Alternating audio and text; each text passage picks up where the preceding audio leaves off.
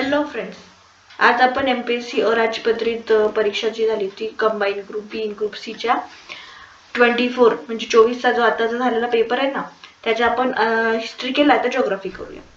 जिओग्राफीचा पहिला क्वेश्चन हा जिओग्राफी याच्यामध्ये खूप सोपा आलेला आहे, खूप स्कोरिंग आलेला आहे. त्याच्यामुळे जिओग्राफीचे आणि पॉलिटीचे क्वेश्चन बिलकुल चुकवायचे नाही, कारण की इथूनच मार्क्स येतात. ठीक आहे.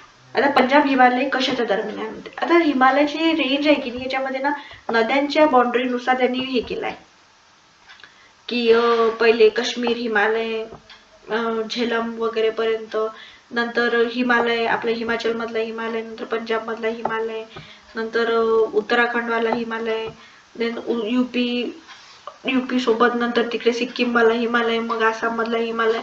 त्याच्यामुळे पंजाब मधला हिमालयाचं आन्सर आहे सिंधू आणि सतलज. सिंधू आणि सतलजच्या दरम्यान जो हिमालय आहे ना, त्याला पंजाबचा हिमालय म्हणतात. Option number first. खूप सोपा क्वेश्चन होता, नथिंग मोर. पश्चिम वायव्य भारतामध्ये अतिउष्ण व कोरडे धुळीचे वेगाने वाहणाऱ्या वाऱ्यांना काय म्हणतात. आता पश्चिम व वायव्य अति धुळीचे, हा धुळीचे वारे आहेत, तर मग यांना काय म्हणतात. यांना म्हणतात लू. लूचे वारे असतात ना, ते एकदम धुळीचे वारे असतात. हा PYQ मध्ये आलेला क्वेश्चन आहे. लू मध्ये धुळीचे वारे घेतला कीवर्ड्स आहेत. मी तुम्हाला बरेच वेळा सांगितलं की कीवर्ड्सला अंडरलाईन करायचं. आता उष्ण असतात, कोरडे असतात आणि धुळीचे असतात, ते खूप असे वेगाने वाढतात लोकल विंड्स मध्ये आणि तसेच ते समोर जातात. त्याच्यामुळे लू त्याचा आन्सर आहे, ऑप्शन नंबर 2. नेक्स्ट काय आहे, महाराष्ट्रातील घाट व त्यांच्या रस्ते व त्यांच्या जवळच्या जोड्या लावा म्हणते. आता मी ना नेहमी लक्षात ठेवलं होतं, फोंडा म्हणजे PK फोंडा, कोल्हापूर आणि पणजी यांच्यामध्ये फोंडा घाट आहे. झालं. आता 50% आलो आपण, आपलं कॉमन निघून राहिलं का नाही. मग मला हे माहिती आहे की थळघाट कुठे आहे. मुंबई आणि नाशिकला जाताना थळघाट लागतो. झालं. आपलं ऑप्शन आलं, ऑप्शन नंबर 4. माळशेजचा घाट ठाणे अहमदनगर मध्ये आहे आणि हनुमंतेचा घाट कोल्हापूर कुडाळ मध्ये आहे. त्याच्यामुळे आपलं ऑप्शन नंबर 4. आणि हे जे रिपीटेड आहे ना, हे क्वेश्चन खूपदा रिपीट झाले, त्याच्यामुळे याच्यात काही नवईचं राहिलेलंच नाहीये. शंभू महादेव ही डोंगररांग कोणत्या याच्यामध्ये काय म्हणते. आता आपण बघितलं की तापी, गोदावरी, भीमा आणि कृष्णा यांनी महाराष्ट्राला 3-4 भागात वाटलेला आहे. तर शंभू महादेव सगळ्यात शेवटची डोंगर रांग आहे. तर ती कोणाच्या मदत येते. इथे कृष्णा आहे, कृष्णा आणि भीमा आणि कृष्णा यांच्या मदत ही शंभू महादेव डोंगर रांग येते सगळ्यात शेवटी वाई.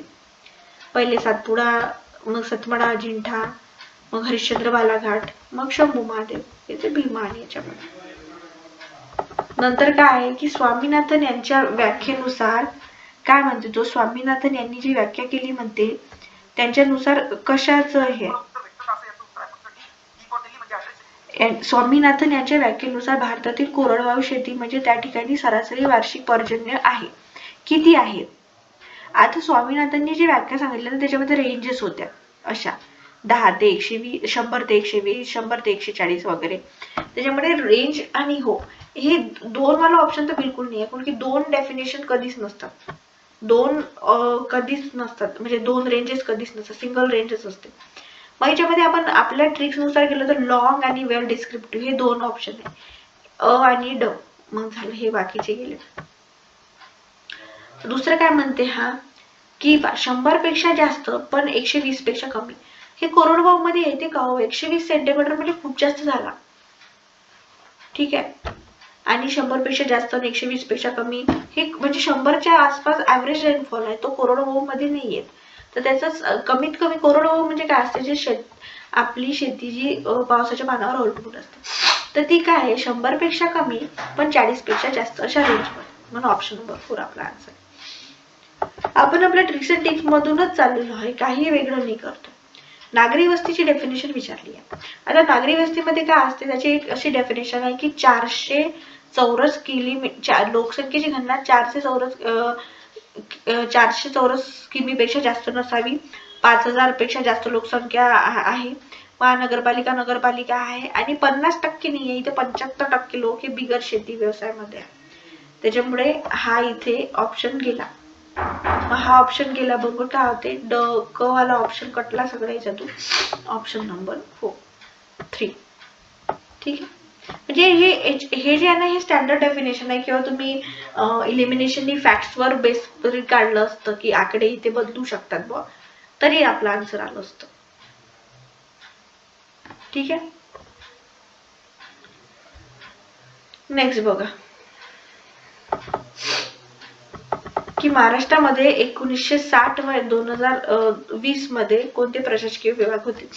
आता किती आहेत आपला जो प्रशासकीय विभाग? 6 आहे की 7 आहे? आपण सांगू शकतो ना किती आहे म्हणून. की आता विदर्भात 2 आहे, तिकडे मग औरंगाबाद, विदर्भात 2 आहे, कोकणचा एक तिसरा, औरंगाबाद एक विभाग आहे, पुणे एक विभाग आहे, नाशिक एक विभाग आहे, असे झाले 3 आणि 3 6 विभाग झाले आपले. आणखी कोणता उरला आहे का? नाही. एक मुंबईवाला कोकणवाला विभाग, 2 विदर्भाचे विभाग, एक औरंगाबाद, एक पुणे, एक नाशिक विभाग झाले. एक नांदेड विभाग होणार होता पण तो झाला नाही, त्याच्यामुळे ऑप्शन नंबर 4 ऑप्शन 2 आहे आपलं. पहिले 60 मध्ये 4 होते, मग आता 20 मध्ये 6 झाले. Option number 2. नेक्स्ट बघा, जोड्या लावायचे आहे. काळी कापसाची मृदा कुठे आहे? विदर्भातच आहे, त्यात तर काही प्रश्नच नाही आहे की काळी कापसाची मृदा कुठे आहे, तर विदर्भात आहे. नंतर जांभी मृदा सह्याद्रीच्या पूर्व भागात आहे का? तांबडी मृदा, भरळ उथळ मृदा कुठे आहे? तर जांभी मृदा आहे सह्याद्रीच्या पूर्व भागात. तांबडी मृदा आहे इथे कोकणामध्ये, आणि भरळ उथळ मृदा आहे पठारी भागामध्ये. ठीक आहे.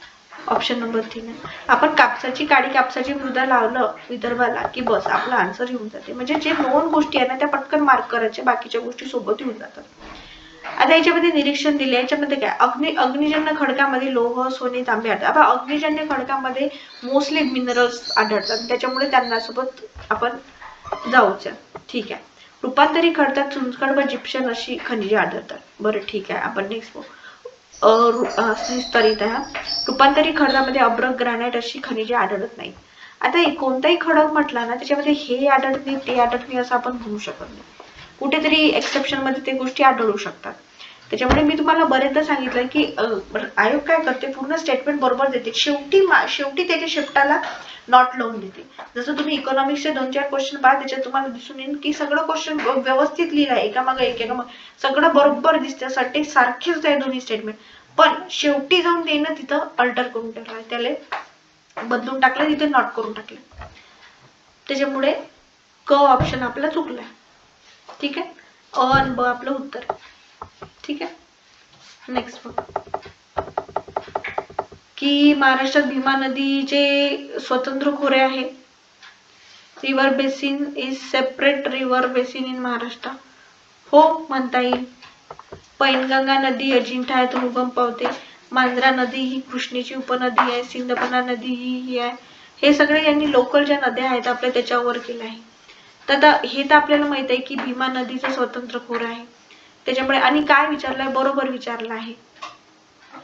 त्याच्यामुळे हे 2 ऑप्शन तर गेले. अन ब बरोबरच आहे. उरलं क. मांजरा नदी ही कृष्णेची उपनदी आहे का? नाही. मांजरा नदी मला वाटते गोदावरीची उपनदी आहे. एकदा चेक करून घ्यावं लागेल मांजरा नदी कशाची उपनदी आहे. कधी कधी ना ह्याच्या नद्या वगैरे असतात, हे लोकल आपल्या ग्रुप बी ग्रुप सीच्या याच्यामध्ये ना, त्याच्यामध्ये ना थोडं कन्फ्युजन होते. त्याच्यामुळे नेहमी रिव्हिजन करायचं. नेहमी आपण जेव्हा रिव्हिजन करतो तेव्हा होऊन जाते. पहा मी तुम्हाला म्हटलं ना, गोदावरी नदी जी आहे ती महाराष्ट्र, कर्नाटक, तेलंगणामधून जाते आणि बालाघाट रेंजेस मधून ओरिजिनेट होते. त्याच्यामुळे क हा ऑप्शन चुकलेला आहे. त्याच्यामुळे आपला ऑप्शन नंबर 1 आहे. ठीक आहे. पहा आता आपण हिस्ट्री पण केलं, जिओग्राफी पण केलं. नेक्स्ट याच्यामध्ये आपण इकॉनॉमिक्स करूया. तुमचे काही डिफिकल्टी असतील तर तुम्ही कमेंटमध्ये नक्की सांगा. थँक्यू.